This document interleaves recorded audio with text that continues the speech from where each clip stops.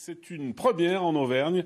Le chantier, c'est son nom, est une web radio d'insertion qui vient d'être créée.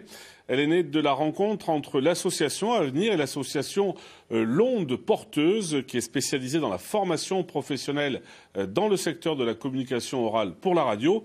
Et bien, d'ici quelques semaines, les 13 candidats retenus vont commencer à émettre leurs propres émissions de radio. Valérie Riffard et Arthur John. Je voudrais vous poser quelques questions. C'est au sujet de l'Hôtel Dieu. Vous avez 2 minutes pour moi ? Oui. Il y a encore quelques semaines, Sophie, Fatima et Michael se contentaient d'écouter la radio. Mais depuis, ils sont passés de l'autre côté des ondes.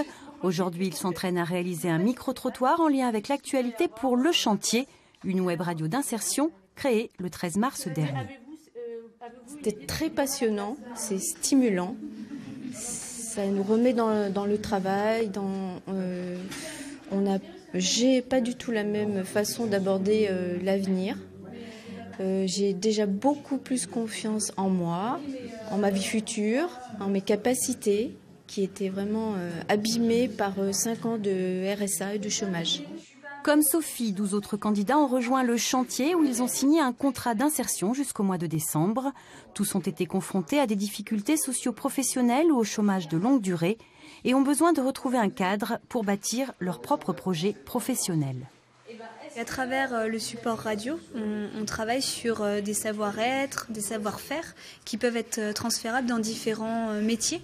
En fait, ça va leur permettre d'avoir plus confiance en eux, d'aller à la rencontre de l'autre. Il ne faut pas non plus que ça soit trop bas, parce que sinon on n'entend rien et ensuite ça va faire du souffle. Donc, on travaillait sur la radio en se disant les demandeurs d'emploi peuvent rencontrer des freins pour travailler sur leur projet. Donc, avec l'outil, le micro, ils vont aller à la rencontre du monde, à la découverte du monde de l'entreprise, des territoires et créer du lien et pouvoir échanger.